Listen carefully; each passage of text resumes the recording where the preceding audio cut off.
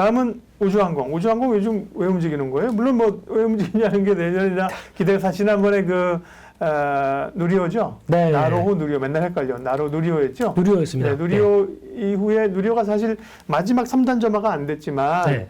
사실 위성을 그러니까 뭐라 그러죠? 모형 위성만 띄워 올린 네, 거더라고요. 그러니까 네. 결국은 내년에 또 할 거고요. 이제 우주항공 쪽 모멘텀이 많긴 한데 근데 뭐 단기적으로 관심이 있을 건 아닌데 오늘 한국 항공우주는 뭐 수주권이 좀 있었던 것 같고 뭐가 관심이 좀 보입니까?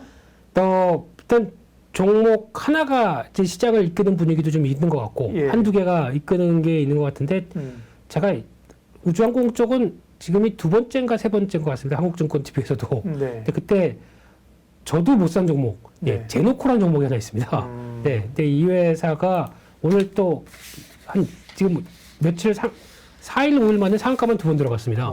참 보고 좋게 해석해놓고도 사야지 하면서도 손이 잘 안 나가더라고요. 그러다 보니까 그냥 쭉쭉쭉 갔는데 이 회사의 가장 큰 특징은 오늘은 그것 때문에 그렇습니다. 무상증자. 근데 제가 느끼는 거는 이제 무상증자를 한 저점대에서 해서 주가를 끌고 가는 경우가 있고요. 고점대에서 무상증자에서 딱 변화가 나오는 게 있는데 이런 케이스는 무상증자가 주가를 더 끌고 가기는 좀 부담스러울 걸 자리로 알고 있습니다. 그래서 아마 여기서 이런 종목 가지고 우주항공 쪽의 대장 쪽보다는 회사가 많이 바뀌어 있더라고요. 예전에 어떤 그 수리온 헬기라든가 방산 쪽에서 갖고 있던 기술력 가지고 어떤 인공위성 쪽에 들어가는 부분 쪽으로 뭐 다시 변화가 되면서 거기서 매출 나오고 거기서 확보가 되면서 움직이는 쪽은 있는데 아직 제가 알기로는 한 10만 원대 이상 갈 정도로 기업의 펀더멘털이 아직 탄탄한 정도는 아니고 지금 쉽게 말씀드리면 앞으로 수주 가능성들이 더 열려있다는 것 때문에 움직이는 대표적인 케이스인데 이 부분은 저는 아직 잘 모르겠습니다. 그래서 혹시나 보유하고 계신다고 하게 되면 뭐 상한가다 보니까 뭐 하루 이틀 뒤에 어느 정도 정리하시는 게 맞다고 봐야 될 것 같고요. 이거 말고 지금 시장에서 변화는 제가 잘 아는 뭐 스페이스X나 버진 갤럭틱 같은 경우가 움직임이 나온다고 하더라도 더 중요한 거는 이제 업체 입장 쪽으로 보게 되면 원웹이라는 회사가 좀 더 이제 저궤도 위성. 그렇죠. 그러니까 지구를 다 어딜 가도 인터넷을 할 수 있겠다라고 하는 서비스를 앞세워서 나오기 시작하게 되면은 이에 따른 그러면 서비스 앞세워서 자금 모집할 거고요. 네. 자금을 확보된 다음에 그를 투자하기 시작하게 되면 나올 수 있는 환경들이 그래도 국내 업체 쪽에 가장 많이 나온 게 인텔리안테크죠. 네. 네, 그래서 하나가 여기 투자하지 않았습니까? 원래도. 하나도 같이 지분 투자했었죠. 했는데 이 회사가 지분을 투자해서 앞으로 영역이 커지는 거는 네. 실질적으로 투자자 입장 쪽에서는 수익이 나는 걸 원하겠죠. 근데 이제 인텔리안테크는 납품을 한다? 그렇죠. 직접적으로 납품하다 보니까 훨씬 더 지금 말고 또 이것도 당짝이 아니라 다음이라고는 보여지는데 그럼에도 불구하고 수주가 나올 개연성들은 상당히 높아지다 보니까 거기 나올 수 있는 변화는 계속 몸으로 받고 있다라고 하게 되면 인텔리안테크가 가장 또 중요하게 봐야 될 회사인 것 같고요. 또 하나 중요한 게 우리나라도 지금 앞서 말씀하셨듯이 이제 위성 이제 자체적으로 지금까지 위성은 다 러시아가 썼지 않습니까? 네. 근데 지금은 독자 개발할 정도로 됐고 거기다가 이번에 눈여겨보는 프로젝트 중에 하나가 아르테미스 프로젝트라고 합니다. 이게 아르테미스가 신화에 나오는 신이죠. 그리스 신화에 나오나요? 네. 무슨 신인지 모르겠습니다. 네. 네. 큐피트밖에 몰라서 네. 사랑의 네. 신밖에 몰라서. 근데 아르테미스 프로젝트라고 해서 이게 달나라 유인 탐사선입니다.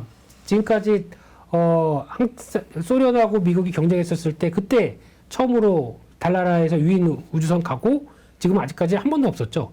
근데 그런 상황 속에서 다시 추진한다라고 미국이 지금 시도를 하고 있으면서 원래는 빠르면 올해 거의 윤곽이 나올 걸로 보여지고 있는데 또 지연됐죠. 그러다 보니까 이런 프로젝트가 있는데 우리나라가 참여했습니다. 여기도. 그래서 우리나라도 같이 숟갈 뜨는데 같이 손을 들어가는 이런 입장이다 보니까 여기서 또 나오는 계획이 구체화되고 변화가 되게 되면 또 하나 트렌드로 맞아갈 수 있겠죠. 그래서 이런 쪽도 눈여겨보셔야 되는데 특히 여기서 지금 미국에서 또 핫한 섹터로 보게 되면은 종목 중에서 로키드 마틴이라고 있죠. 이쪽 방산하는 회사. 예. 네, 이쪽이 발사 추진체라든가 뭐 여러 가지 쪽에서도 같이 기대감이 높은데 특이한 게 GM이 들어갑니다.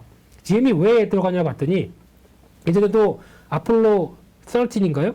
그거 안착하고 거기서 쥐익 하고 내려와서 자동차가 자동 이렇게 갔었죠. 탐사선이 탐사선. 나가니까. 네. 이 자동차를 또 GM에서 개발해서 그러니까 뭐 보다 보니까 되게 어려운 용어 많더라고요. 뭐 방진 뭐 특수 뭐 중력 무슨 장치 그러면서 하는데 기술 갖고 있고 여기서 GM이 움직이기 시작해서 뭘 보여주겠다라고 하게 되면 그냥 그런가 보다라고 하면 모르겠는데 앞으로 또 저희가 죽은 다음에도 이런 우주 항공 쪽에 이런 바로 화성에 가서도 거기서 이제 또 움직이는 자동차라든가 이런 쪽으로 모빌리티 개념까지 확장된다라고 하게 되면 거기서도 또 보는 투자 아이디어 시각도 나오는 것 같은데 좀 많이 갔나요?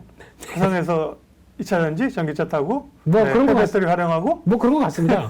공장 짓고 뭐 로봇가 이제 뭐 하고 뭐 이렇게 되겠죠. 네. 근데 이런 쪽까지 얘기가 나오는 거 보니까 저희가 그냥 막연하게 생각했던 게 생각보다 빨리 들어오고 하는 부분들이 있다 보니까 그런 게 있구나라는 생각은 해야 될 것 같고요.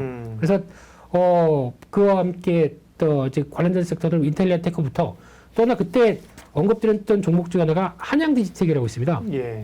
이쪽은 주가도 많이 올랐죠. 이쪽도 많이 올랐는데 근데 이 회사가 가장 기반으로 삼는 거는 메모리 반도체 관련된 부분들이 더 있습니다. 근데 이쪽이 실적이 좋아져서 움직이는 거고 자회사가 위성 항법 장치 관련된 쪽에서 납품한 이력 가지고 또 계속 확대는 될 수 있는데 지금 한양 디지텍이 우주항공 쪽에 특화된 종목이다라고 얘기하기에는 한 50점만 맞는 것 같고요. 그럼에도 불구하고 이쪽은 그냥 반도체 쪽이긴 한데 실적 좋아지는 반도체 이런 쪽에서는 눈여겨볼 필요는 있는데 지금 말고 또 주가가 좀 흔들리게 되면 관심 종목 쪽에 늦어졌다가 아마 어떤 모멘텀이 나온다고 해도 같이 연결될 수가 있거든요. 그래서 이런 것도 한번 보셨으면 좋겠습니다.